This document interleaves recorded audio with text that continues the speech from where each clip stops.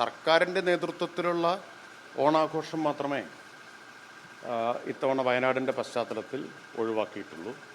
ബാക്കി നടക്കുന്ന ആഘോഷ പരിപാടികൾക്കൊന്നും ഒരു വിലക്ക് ഏർപ്പെടുത്തിയിട്ടില്ല എന്നാണ് തീരുമാനിച്ചത്. മുഖ്യമന്ത്രി തന്നെ പത്രസമ്മേളനത്തിൽ അക്കാര്യം വ്യക്തമാക്കിയിട്ടുള്ളതാണല്ലോ.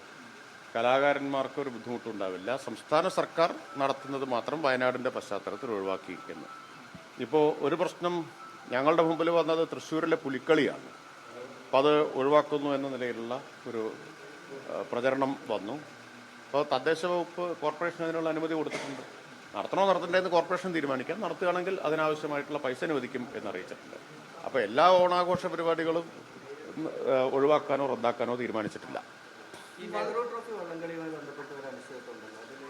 ഇന്നിപ്പോൾ ഞാൻ ടൂറിസം മന്ത്രി മാധ്യമങ്ങളോട് പ്രതികരിക്കുന്നത് കണ്ടു. നെഹ്റു ട്രോഫി വള്ളംകളിക്ക് ആവശ്യമായിട്ടുള്ള ധനസഹായം നൽകുമെന്നാണ് അദ്ദേഹം പറഞ്ഞത് ആയിട്ട് കണ്ടത്.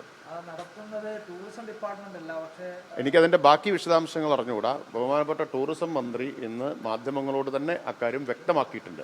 ഇനി അക്കാര്യത്തിൽ ആശയക്കുഴപ്പമുള്ളതായി തോന്നുന്നില്ല.